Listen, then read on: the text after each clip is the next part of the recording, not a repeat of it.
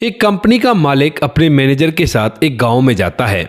वहां पर ढूंढते ढूंढते वह लोग एक घर पर पहुंचते हैं और उस घर पर जाने के बाद एक महिला जो कि आंगन में झाड़ू दे रही थी उससे मैनेजर पूछने लगता है कि तुम्हारा पति कहाँ है। तो यहाँ पर जो वह महिला होती है वो एक बार तो उनकी तरफ देखकर दोबारा से अपने काम में लग जाती है, लेकिन जब वो लोग दोबारा से कहते हैं कि अपने पति को बुलाओ, मैं उसकी कंपनी का मैनेजर हूँ, तो इसके बाद यह महिला सर उठाती है और उठाने के बाद कहने लगती है कि साहब वो तो 3 महीने पहले ही इस दुनिया को छोड़कर जा चुके हैं। इस बात को सुनते ही मैनेजर और कंपनी का मालिक पूरी तरह से हक्का बक्का रह जाता है और कहने लगता है कि क्यों झूठ बोल रही हो, पिछले 1.5 महीने से लगातार वो हमारी कंपनी में काम कर रहा है और दिन रात एक करके उसने 50,000 रुपये कमा लिए हैं और तुम ये कह रही हो कि वो इस दुनिया में नहीं है, वो तो पिछले 7 दिनों से वो नहीं आ रहा, तो इसी वजह से तनख्वाह को देने के लिए हम लोग घर पर ही आ गए हैं। इस बात को सुनकर यहाँ पर महिला की आंखों में आंसू आ जाते हैं और वह फूट फूट कर रोते हुए कहने लगती है कि साहब इस तरह का मजाक मेरे साथ मत करो। और उसके बाद वहां पर कुछ गांव वाले भी इकट्ठा हो जाते हैं। कौन थी वह महिला? क्या वह महिला सच कह रही थी या फिर ये मैनेजर था ये सच कह रहा था? पूरी सच्चाई के बारे में जानने के लिए वीडियो को अंत तक जरूर देखें।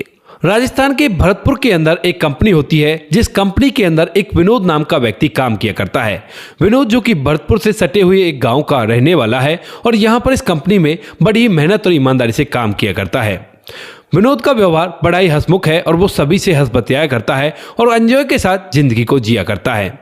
धीरे धीरे समय अच्छी तरह से बीत रहा था, लेकिन तभी देश के अंदर कोरोना काल आ जाता है और कोरोना काल के बारे में आप सभी को पता होगा कि कितना भयावह काल था और उस टाइम पर एकदम से कंपनी के अंदर लॉकडाउन लग जाता है। अब जब इस कंपनी के अंदर लॉकडाउन लगता है तो उसी दौरान यहाँ पर इस कंपनी के जितने भी वर्कर होते हैं वो सभी अपने घर बैठ जाते हैं और विनोद भी उनमें से एक वर्कर था। लेकिन यहाँ पर जो कंपनी का मालिक होता है, जब वो पहली बार लॉकडाउन की अनाउंसमेंट होती है तो उसके बाद ये भी अनाउंस कर देता है कि कोई बात नहीं, आप लोग अपने घर जाओ, लेकिन आप चिंता मत करना, इस महीने की सैलरी आपको मिल जाएगी, चाहे आप काम करो या ना करो। इस बात को सुनकर सभी वर्कर बड़े खुश होते हैं और उसके बाद विनोद भी खुशी खुशी अपने घर चला जाता है। लेकिन इस महीने की सैलरी डालने के बाद भी जब दोबारा से लॉकडाउन लग जाता है और लॉकडाउन इसी तरह से चलता रहता है तो यहाँ पर जो कंपनी का मालिक होता है वो भी सोचने लगता है कि अब कब तक मैं पैसे दे सकता हूँ। उसकी भी मजबूरी थी क्योंकि बहुत बड़ी कंपनी थी और कंपनी के अंदर ढेर सारे एम्प्लॉय थे, ऊपर से तो काम बंद है और वह ऊपर से उनकी सैलरी दे रहा था। 1 महीने दे दी वही काफी है। यहाँ पर वह भी उनको सैलरी नहीं देता है और उसके बाद अब वर्कर अपने घर में ही रहने लगते हैं। धीरे धीरे समय बीतता है और बीतते बीतते इन बातों को काफी दिन बीत जाते हैं और जब दोबारा से लॉकडाउन खत्म होता है और कंपनियां दोबारा से चालू हो जाती हैं तो उसके बाद सभी वर्कर दोबारा से आकर ज्वाइन करने लगते हैं और यहाँ पर उसी कंपनी के अंदर विनोद भी दोबारा से ज्वाइन करने के लिए आता है। यहाँ पर जो मैनेजर होता है विनोद मैनेजर के पास जाता है और कहता है कि मैनेजर साहब मुझे भी काम करना है। अब इस बात को सुनकर यहाँ पर जो मैनेजर होता है वह विनोद के व्यवहार से भली भांति वाकिफ है कि वो बहुत ही ईमानदार और मेहनती है, तो वह कहता है कि हाँ भाई क्यों नहीं, तुम तो पुराने वर्कर हो और खूब शौक से काम करो, कोई भी दिक्कत नहीं है। इसके बाद जो विनोद होता है वह कंपनी में काम करने लगता है, लेकिन उसका व्यवहार पूरी तरह से बदल गया था। वह ना तो किसी से बात किया करता था और ऊपर से उसकी आंखों के नीचे काले घेरे भी बने हुए थे। यहाँ पर सभी लोग इस बात को देखकर पूरी तरह से हैरान हो जाते हैं और फिर सोचने लगते हैं कि हो सकता है शायद लॉकडाउन की वजह से सबका सिस्टम उकचुक हो गया है, तो इसका भी ऐसा हो गया होगा, गरीब आदमी है, घर की परेशानियों की वजह से ऐसा हो रहा होगा। उसके बाद यहाँ पर विनोद काम करता रहता है, लेकिन उस कंपनी के अंदर ओवर टाइम भी किया जाता था और जो वर्कर जितना चाहे उतना ओवर टाइम कर सकता था। तो जो विनोद होता है आज शाम को ही अपने मैनेजर से कहता है कि साहब मैं ओवर टाइम करूंगा और मुझे दिन रात एक करके मेहनत करनी है। अब जो मैनेजर होता है वो भी सोचने लगता है कि शायद बेचारे को पैसों की तंगी का सामना करना पड़ा होगा और इसी वजह से ये दिन रात ओवर टाइम करने के लिए कह रहा है। तो वो कहता है कि ठीक है कोई बात नहीं, शौक से करो, कोई भी परेशानी नहीं है। जो विनोद होता है वह दिन रात एक करके मेहनत करता है और दिन रात वह वहां पर कंपनी में नौकरी किया करता है। धीरे धीरे समय बीतता है और बीतते बीतते जब 7 तारीख आती है, यानी कि जिस दिन तनख्वाह बांटनी होती है, उस दिन यहाँ पर सभी को तनख्वाह बांटी जाती है। लेकिन विनोद चूंकि 22 तारीख से आया था तो अभी उसको 1 महीना नहीं हुआ था, तो उसके बाद जब वह तनख्वाह देने के लिए उसे बुलाते हैं तो विनोद मना कर देता है। कहता है कि साहब अभी मुझे तनख्वाह नहीं चाहिए, आप उस टाइम पर दे देना जब मेरे अगले महीने की 1 महीने की तनख्वाह और जुड़ जाए।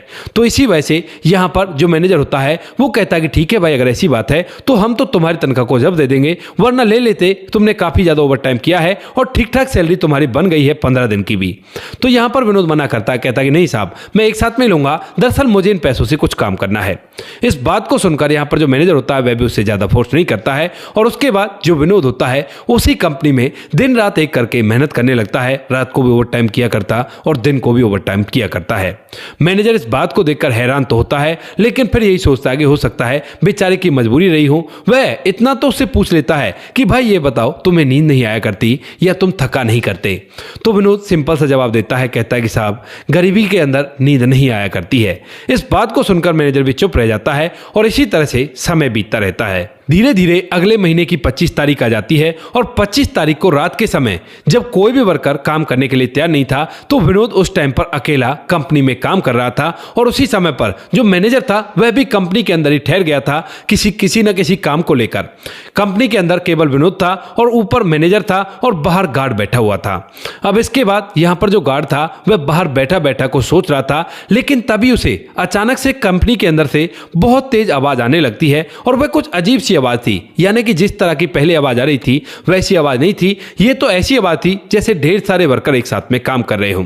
अब इसके बाद यहां पर जो गार्ड होता है वह एकदम से अंदर जाकर देखने लगता है, तो अंदर जाकर जो वो देखता है, देखते ही एकदम से उसके पैर तले से जमीन खिसक जाती है।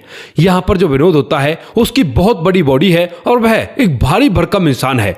इस बात को देखते ही यहां पर जो वॉचमैन होता है वो एकदम से चीख पड़ता है और चीखते हुए मैनेजर के केबिन तक चला जाता है। मैनेजर जो कि अपने केबिन में आराम कर चुका था और उसके बाद जब गार्ड जाता है घबराया हुआ, तो उसके बाद मैनेजर दरवाजा खोलता है और पूछता है कि भाई क्या हुआ, क्या परेशानी है तुम्हें? तो यहां पर वह कहता है कि साहब, जो विनोद कंपनी में दिन रात काम कर रहा है वो एक बहुत बड़ा विशाल आदमी बन चुका है। अब इस बात को सुनकर यहां पर मैनेजर को विश्वास नहीं होता और वो कहता है कि चल देखता हूं मैं, क्यों झूठ बोल रहा है, ऐसा कैसे हो सकता है भला। तो यहां पर मैनेजर के साथ वो गार्ड दोबारा से आता है, लेकिन वहां पर आने के बाद अब उसे ऐसा कुछ भी नहीं दिखाई देता। विनोद जो होता है वो नॉर्मल तरीके से वहां पर काम कर रहा था। यहां पर जो गार्ड होता है वह विनोद की तरफ देखता है और विनोद भी उसकी तरफ अजीब निगाहों से देखने लगता है। इसके बाद जो मैनेजर होता है उससे कहता है, क्या रात में भी शराब पीकर आते हो क्या? इस तरह से काम नहीं चलेगा और ढंग से ड्यूटी किया करो। ऐसा कहकर वह गार्ड को धमकाकर भेज देते हैं और गार्ड भी चुपचाप रह जाता है। लेकिन उसके बाद अगले दिन से ही वो गार्ड बिल्कुल भी ड्यूटी पर नहीं आता है और बता देता है कि साहब, मेरी तबीयत खराब हो गई है।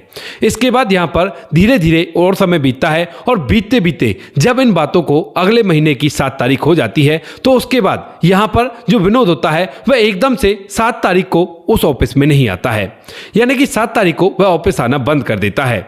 अब उसके बाद जब 7 तारीख को तनख्वाह बढ़ती है, तो यहाँ पर मैनेजर विनोद को याद करता है, क्योंकि पिछले आधे महीने की भी तनख्वाह और ओवर टाइम उसका बचा हुआ है और पूरे 1 महीने तनख्वाह और ओवर टाइम दोनों चीजें उसने की हैं। तो यहाँ पर वह उसे ढूंढता है, लेकिन विनोद जब उसे कहीं भी दिखाई नहीं देता, तो उसके बाद वो सोचता है कि चलो 1-2 दिन में आ जाएगा। ऐसा करते करते जब उसको 14 तारीख हो जाती है और तब तक भी जब विनोद नहीं आता है, तो यहाँ पर वह इस बारे में अपने मालिक को बताता है। और जब मालिक ये बात सुनता है कि इस तरह से कोई वर्कर काम करके गया है, दिन रात एक करके मेहनत की है और उसके बाद अब आने से बंद हो गया है, तो उसके बाद वो कहता है कि भाई देखो, उसको जरूर कोई ना कोई मजबूरी रही होगी, तो क्यों ना इनके पैसों को इसके घर तक पहुंचा दे। तो यहाँ पर जो मैनेजर होता है वो कहता है कि हाँ साहब, आप सही कह रहे हो और ऐसा ही होना चाहिए। इस बात को सुनकर यहाँ पर मैनेजर जो होता है वह उस रजिस्टर से उसका एड्रेस निकालता है, जो एड्रेस उसने लिखवा रखा था, और उसके बाद मालिक और मैनेजर 15 तारीख को सुबह सुबह वहां से सीधा उस गांव में पहुंच जाते हैं जिस गांव का विनोद रहने वाला था। वो दोनों के दोनों गांव में पहुंच गए थे और वहां पर पूछते पूछते विनोद के घर तक भी पहुंच जाते हैं। घर जो कि ज्यादा खास तो बना हुआ नहीं था, लेकिन सर छुपाव उसके अंदर था। उस घर का एक छोटा सा आंगन होता है, जिस आंगन के अंदर एक महिला झाड़ू लगा रही थी।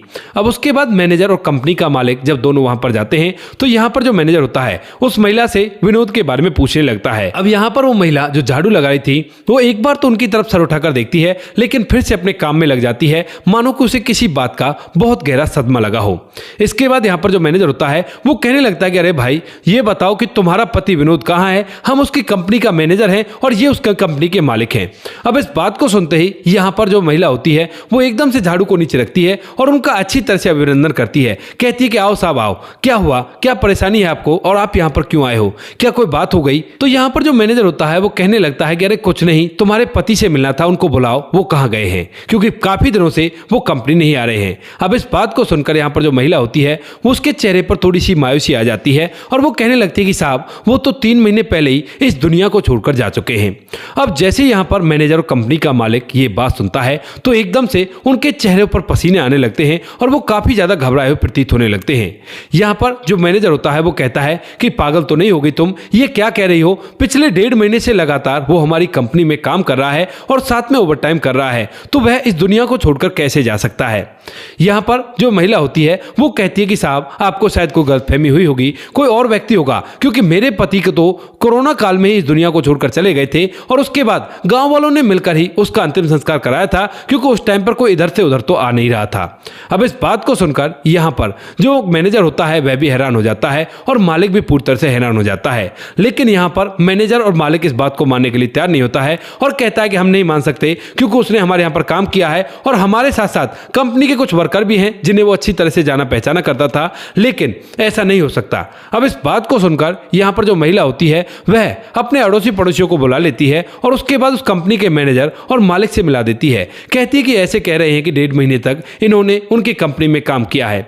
अब यहाँ पर वो लोग भी आकर इस बात की पुष्टि करते हैं कि 3 महीने पहले वह लॉकडाउन के अंदर ही कोरोना काल में, यानी कि कोरोना होने की वजह से इस दुनिया को छोड़कर चला गया था और उसके बाद गांव के कुछ लोगों ने मिलकर उसका अंतिम संस्कार कर दिया था, क्योंकि बाहर से तो कोई आ ही नहीं रहा था। जैसे तैसे प्रोटेक्शन बरत के उसका अंतिम संस्कार कर दिया गया था।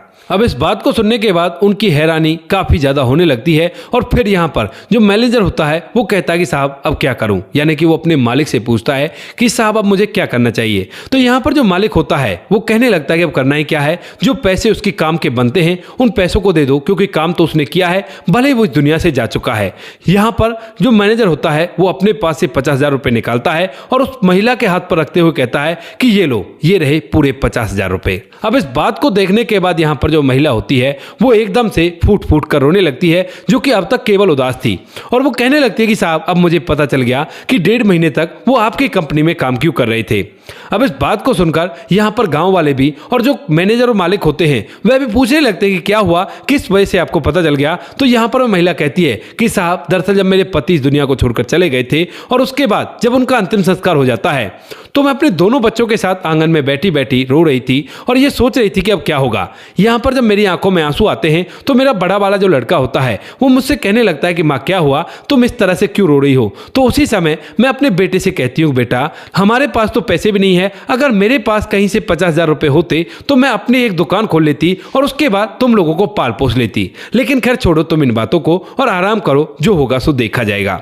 अब उस टाइम पर जब मैंने ये बात की थी तो हो सकता है वह इस बात को सुन गया होगा और सुनने के बाद उसने 1.5 महीने तक कंपनी में काम किया और उसके बाद आप लोग इन पैसों को देने के लिए हमारे घर तक आ गए। इस बात को सुनते ही यहाँ पर जो मैनेजर है वो भी उसकी हाँ में हाँ मिलाता है और कहता है कि हो सकता है ऐसा ही हो, और इधर जो गांव वाले होते हैं वह भी इस बात की हाँ में हाँ मिलाते हैं। अब दोस्तों ये तो थी आज की कहानी, जहां पर एक भूत ने 1.5 महीने तक कंपनी में काम किया और उसके बाद 50,000 रुपए अपनी पत्नी तक पहुंचा दिए, अपनी पत्नी और बच्चों के लिए। बाकी इस कहानी को सुनने के बाद बहुत कुछ मन में उथल पुथल चलती है, क्या सच में ऐसा भी हुआ होगा या फिर महज ये कहानी बनाई गई है किसी अपने स्कैम को ढकने के लिए।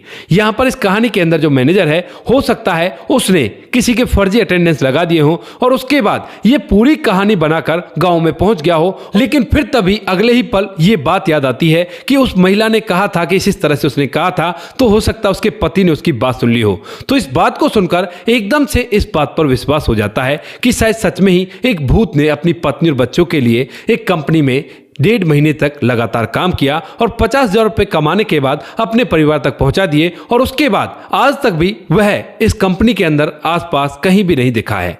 तो दोस्तों जो भी आप इस कहानी के बारे में कहना चाहते हो अपनी राय कमेंट सेक्शन में लिख सकते हो। हालांकि कहानी पर विश्वास कर पाना काफी ज्यादा मुश्किल है, लेकिन ये घटना सच्ची बताई गई है। बाकी आप लोग जो भी कहना चाहते हो इस कहानी के बारे में कमेंट सेक्शन में लिख देना। वीडियो अच्छी लगी तो वीडियो को लाइक और चैनल को सब्सक्राइब जरूर करें, ताकि हमें थोड़ा सा हौसला मिल सके आप लोगों के लिए ऐसे अच्छे वीडियो बनाने के लिए। इन कहानियों को सुनाने का उद्देश्य किसी को परेशान करना बिल्कुल भी नहीं है। ये कहानी आपको इसलिए सुनाई जाती है ताकि आप लोग इन कहानियों में से कुछ ना कुछ सीख सको और अपने जीवन में उस चीज को अप्लाई कर सको। मिलते हैं किसी नेक्स्ट वीडियो नए टॉपिक के साथ, तब तक के लिए जय हिंद, जय भारत, जय हिंदुस्तान।